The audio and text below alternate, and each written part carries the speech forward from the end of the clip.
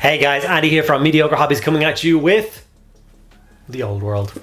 I cannot explain to you how excited I am about the final return of this epic game system. It was by far my favorite game system back in the day, and I'm very excited to delve straight back in and start playing some games. I already have a 2,000 point army in front of me fully painted and ready to record a battle report tomorrow with, so you guys should be seeing that on my channel in the next week or so. But today what I'm going to tackle is one of the beautiful new Bretonnian characters mounted on a Royal Pegasus. This is one of the nicest kits that we've seen so far from the old world, which just kind of lets me think about all the amazing things we still have yet to see and are still on the way. So very excited. If you guys are interested in the old world, it's something that excites you and you want to gobble up as much content as humanly possible, then this is the channel for you. Make sure that you subscribe so you can stay up to date with what's going on. Before I get to the video, huge thank you to all of my active patrons. You guys are amazing. Without you guys, I could not keep the lights on and the cameras rolling. If you want to get involved with that, there are links in the description below. Access to a private Discord server and an extra video every single week are just two of the awesome benefits you get for becoming a member. So yeah. All right, without further ado, let's get stuck in and paint this beautiful new Bretonnian character. Okay, so this is the Duke on Royal Pegasus, and for anybody wondering, the Duke on Royal Pegasus and the Battle Standard Bearer on Royal Pegasus are actually two different miniatures, but they share the same Pegasus. So this sprue is the same, and then the additional sprue that either makes the Duke or the Baron, and then the other one makes the Battle Standard Bearer. So if you're wondering, it is two different kits. As you can see, it's a stunning miniature. I've put it on my own MDF base because I'm doing most of my old world stuff on MDF bases, and then I've built him up a little bit taller with some bark and stuff like that. I just wanted a bit more of a scenic base for him, wanted to stand out on the battlefield and be awesome. I did manage to sub-assembly him kind of, you know, with the rider off. It was not easy to do, and I did make a mistake that I will talk a little bit more about at the end of the video. So hopefully I can stop you guys from making the same mistake I did.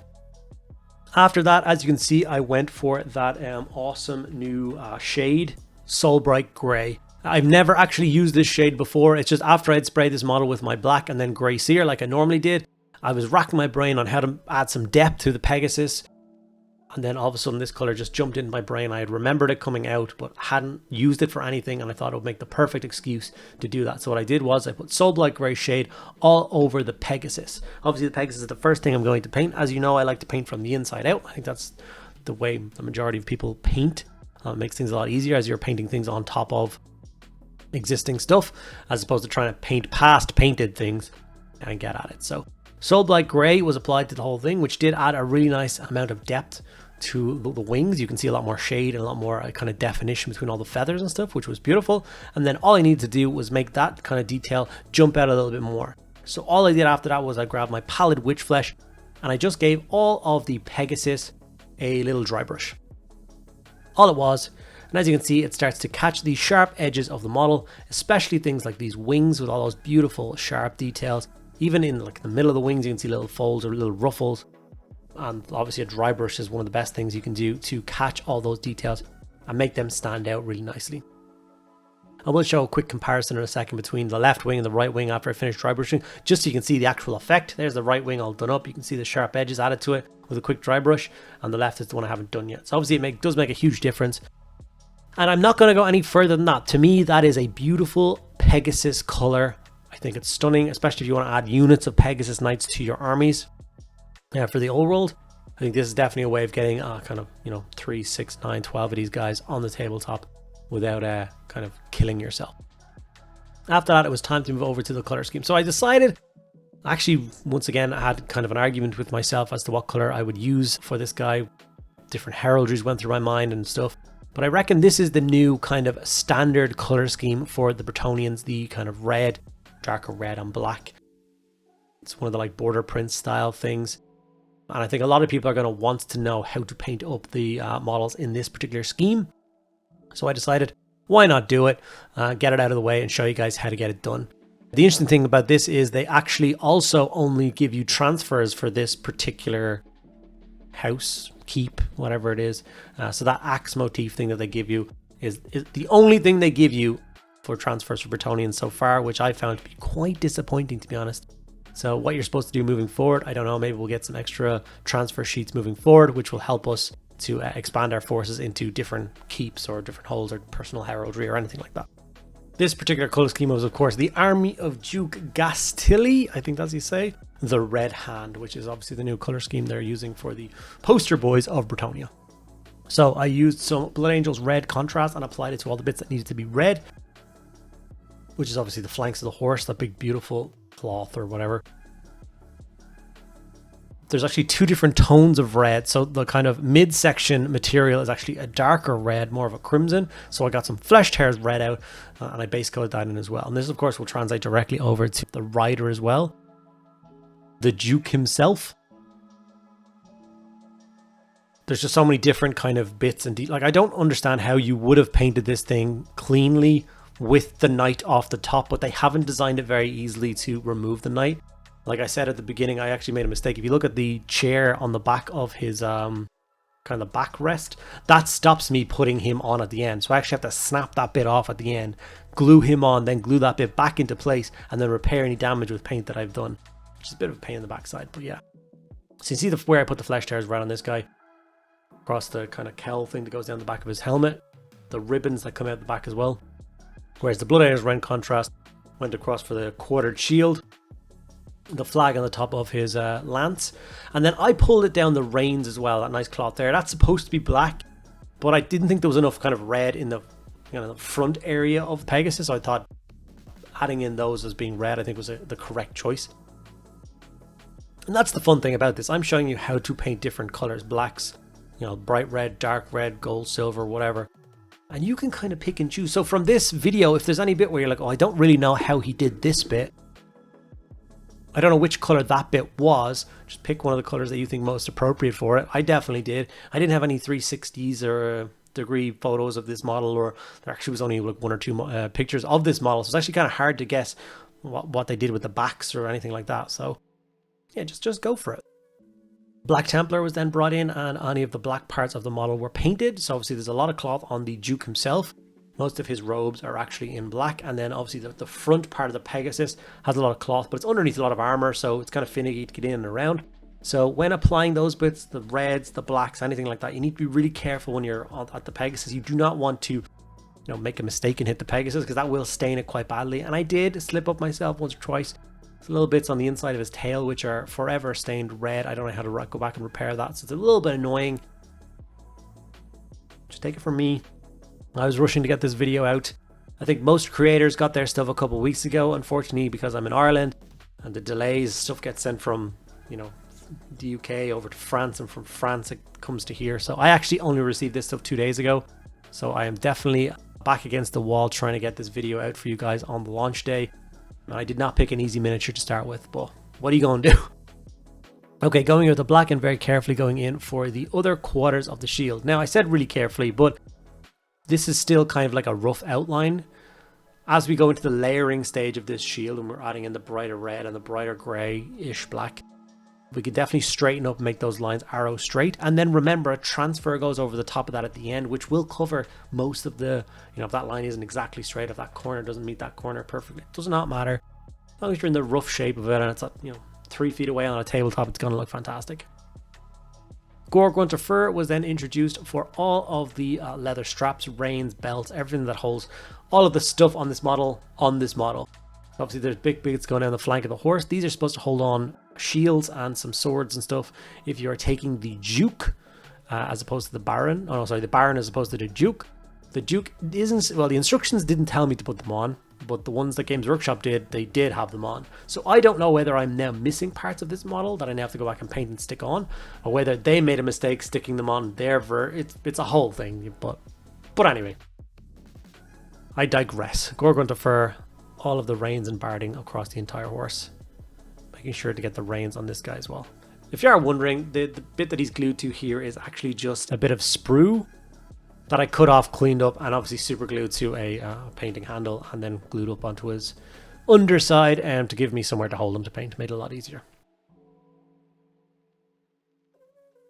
The Gore-grunter fur was also used for kind of the backs of the shield and any other bits that you kind of to darken out, but you don't need to do anything. Remember that there's stirrups, sorry, are metal, but there's straps going up from his ankle as well. I nearly miss them every time I paint a horse.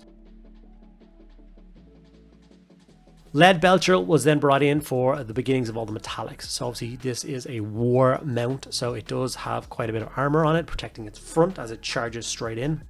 There's optional head choices. One does not have armor plate on the front, but the one I went for does. So obviously he's got a very armored faceplate on the Pegasus. And then obviously a bunch of different details across the knight himself. And once again, you got to go in and kind of play Where's Waldo with all the leather work, the bridles and all the straps. They have, you know, little clasps that hold them all together, and you've got to find them all, or when you get to the stage later on when you start layering up, you'll notice one or two that you missed, and it does drive you insane. And even though I'm thinking about this consciously as I'm doing this guy, there's still bits that I missed. And then when I was in the layering stage, I had to kick myself and, you know, going back in and fix it, add a shade and layer it up again, which is obviously just slowing down that whole process. Didn't have my back against the wall situation with the time. Obviously the new Bretonnian models are quite staggering, and I really genuinely cannot wait to get them on the tabletop. I'm working hard to get my first unit of 10 knights done. 10 knights may be too big, I don't know. They've just been showing off 6-man units, but I kind of want the 10-man for the looks. I've got one built up, all based up and mostly painted, and it looks really good. So I'm going to write some lists in the next couple of days and see if 10-man units are viable or if they're too much of a points sink. Retributor Armor Gold was brought in for quite a lot of details, to be honest with you. This guy's obviously a leader and a hero, and the general consensus to kind of Warhammer miniatures, whether it be 40k, Age, Sigmar, or whatever, is if you are a character, you have significantly more gold. The more important you are, the more gold that you have. Hence why the God Emperor of Mankind is just a giant golden figure. So this guy, obviously being quite important, has a lot of gold filigree going around his mount's cloth. I don't know what that's called. I really need to learn what that's called. The thing that hangs off a horse. It's not really armor, you know, although is it? I don't know. And then obviously the mount himself, he's got quite a bit of golden detail on his shield. And obviously on the crown that's on top of his head, he's got some extra details that I like to play around with. Any fleur-de-lis that are going on, you want to make them gold, stand out, use the respect. And then obviously his big beautiful lance, his hand guard is going to go gold, and then there's like some support struts to go up the lance. I'm going to do those in gold, and then the counterweight at the bottom, those in gold.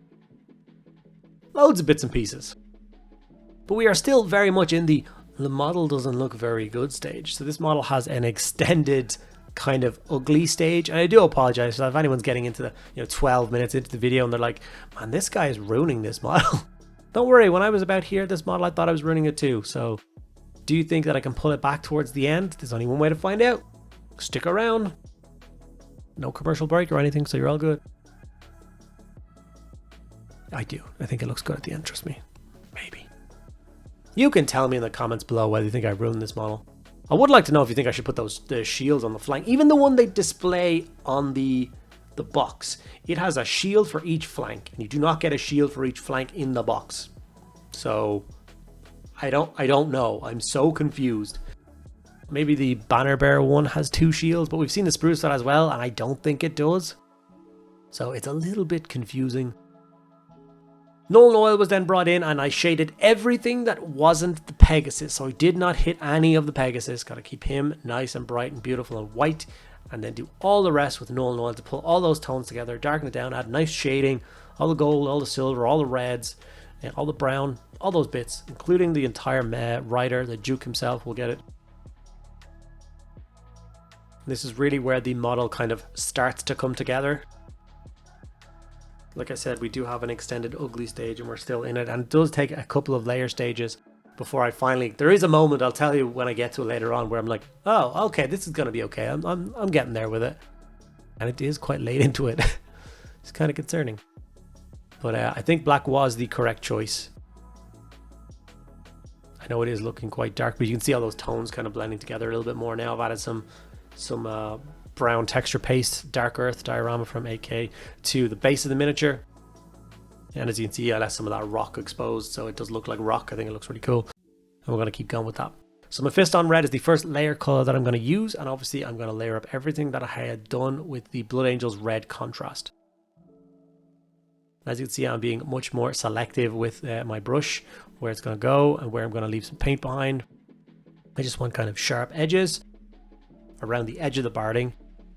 And then obviously when you go into the big flank areas, we're going to do some kind of scratchy highlights on it.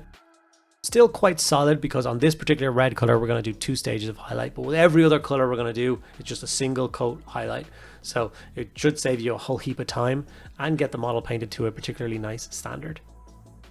Like I said, the Warhammer community article that came out a couple of days ago had this model painted up, and they had a paint list beside it which was like 30 paints long, and they didn't even include how to paint the Pegasus. It was just the rider, and it was once again one of those indications that I was like, who is this designed for, this particular piece of information? It's like the 1%er painters who are doing it for competitions or whatever. The majority of us just want to get a nice looking model on the table so we can play some games, or a nice looking model on our shelves that we're kind of proud of. We're not competition painters, so I think they take it a step too far with most of their tutorials. I don't know, maybe you think I'm wrong, maybe you think they do a great job on that, but I think it might be kind of disconcerting for a lot of people as opposed to encouraging, if that makes any sense. Corn red is what I use to highlight all of the flesh tears red parts, so the kind of barding that's in the middle of the horse. I also did this across his saddle. He's got a nice cushiony seat, I suppose. He's going to be flying around for hours at a time in battle, so I'm going to make that nice and red. And of course the camera just wants to focus on the busted finger. The busted finger did not help. The wadding that's in between the fingers to keep them straight just kept catching on the wings. It was very frustrating. And it definitely did slow me down a little bit as well on this particular model. But what are you going to do? Needs must. Corn red on the wrappings that go down behind his head. And obviously the ribbons that flow off as well. And his lance. His lance is also done in that darker red tone.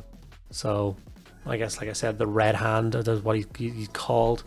Yeah, the weapons and stuff definitely makes sense to be a little bit of a red tone. I think if whoever designed this color scheme really did think that through, they did a really good job on it. So the idea of breaking up the 2 different colors of red. If they didn't do that, I think it would have been too gaudy. It would have been too red. So kudos to those guys for that decision. Evil Sunz Scarlet was then brought in. That was the second highlight on the Blood Angels red, Mephiston red, Evil Sunz Scarlet highlight, just to make that red really pop. And as you can see, as I'm going in with that shield and doing the quarters, I'm once again taking my time and getting much straighter and sharper lines as I go along. And I haven't even gotten to the black stage yet, so once I start layering up the black, that's going to finish off the neatness and get that quarter looking really well, I hope. And obviously the barding, that, like I said, their example of it was black. I decided to do it in red. I think it was a good decision. You can do it in any red or any black or any color you want. It's your toys. And here I am bringing the Evil Sunz Scarlet a little bit into this part here. And then we will do it on the kind of larger flat areas as well, just to make it all pop and look a little bit more awesome. It's the boss, for God's sake. You should definitely notice them on the table as soon as you pan your eyes across an army. That's why I usually make characters a little bit taller, adding those, you know, cork bases. I think those actually work a treat. Corvus Black, like I said, is going to be brought in to highlight all the black parts. It is hard to film the bits on the front of this horse. He's got a hood and it goes all down the front and around the armor. Because of the way the wings are pointing and the head is pointing, it just keeps wanting to focus on anything but that black part. So I apologize for that. But yes, we layered it with Corvus Black, and then obviously most of his robes, apart from the bits on the upper half, are all done in black as well. So we're going to layer those in on the higher parts, leaving all the kind of deepest recesses with the original Black Templar contrast and the null shade, and just going in the highest parts, which will add a really nice highlight. But obviously the black is a background color. You're not going to notice it a hell of a lot. It's all the reds and golds. I think it was around this kind of time when I started to highlight the gold and silver. So I grabbed the lead belcher and I'm just doing touch highlights on all the gold and all the silver across the pieces. And I was kind of at this point where I was looking at this guy being like, you know what, he's not half bad. This model might actually come together. I'm kind of happy with this. And I got excited to then see what it was going to look like at the end, which isn't far off now. So it did take me quite a long time in the paint job to actually get that done. There are things that I'm not going to show you in the video. For instance, I did add some transfers to his shield and the shield that's on the front chest of the Pegasus itself, and obviously use the axe motif that you get for Duke Castelli's army. Fortunately, there wasn't a lot of other places to put them. I'm still deciding whether I need to go back and add the shield and the sword bit hanging off and glue them to that model. I do feel like there is a bit missing on the flanks, and I should do that. There will be no extra steps or extra colors used. If you add those bits on yourself, you will definitely be able to paint them up using all the colors I will use here. You know, scabbards will be black, hilts will be gold, handles will be the darker red. It's very simple, very easy, very achievable, so don't panic. More Fang Brown was then brought in to highlight all of those leather bits once again. And once again, it's just a nice touch highlight. You don't have to go crazy here. This is like the black is one of those kind of background colored highlights. People, when they look at the model, are not going to focus in on like how you did the reins or how the black looks. It's going to be the reds and the golds and obviously the guy on top that are going to make the most difference. Threw a Nuln Oil into the Pegasus's mouth as well. Obviously he's got the silver, I don't know what it's called, the thing that the horse bites to, that the reins go through. Sorry, I don't know what that's called. But I threw a Nuln Oil in there as well. Obviously that defined his teeth a little bit more, which is really good. And then I added a little bit of Nuln Oil around his eyes. I think he's supposed to have black eyes, but I'm not 100% sure. Once again, I can't see from the images I've done so far. So I've decided to not paint the eyes just yet. I just defined them with some Nuln Oil. I want to get some confirmation whether they're yellow or they're red or they're blue or they're, I don't know. I will go back in and touch them up a little bit. And with this last kind of brown bit of highlight done, I break him off his temporary stand. I glue him onto his base. I add some grass tufts to the miniature. And that's pretty much the end for this particular guy. Here he is on his finished model.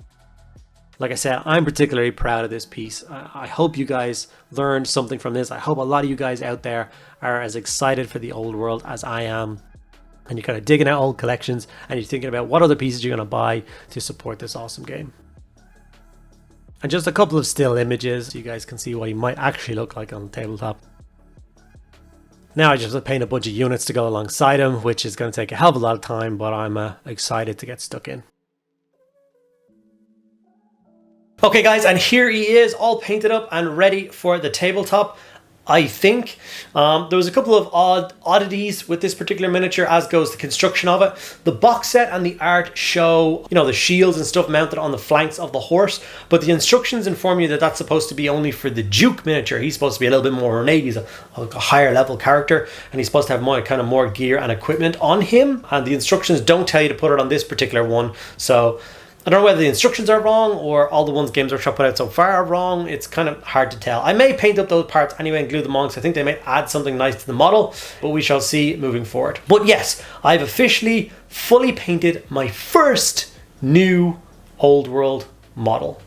That is a very pleasing thing to say, and I cannot wait to get this guy on the tabletop playing some games very soon. In regards to that, I am actually doing a Tale of Many Gamers style campaign with a bunch of my friends. There's going to be 6 of us. We're all doing different armies, and yeah, we will be sharing our progress on our social medias and stuff like that as we go along, and there will be a couple of battle reports recorded and shared with you guys as well. So if that's something that interests you, then you're in luck. Okay, thank you guys so much for sticking around at the end of the video. I hope you enjoyed it. If you did, make sure you give it a like. Make sure you let me know in the comments what old world content you want to see. I'm very open to doing pretty much anything. There isn't an army that I dislike in old worlds. If you want to see specific models, specific units, specific battle reports, anything, please let me know and I will do my very best to deliver as much as I can.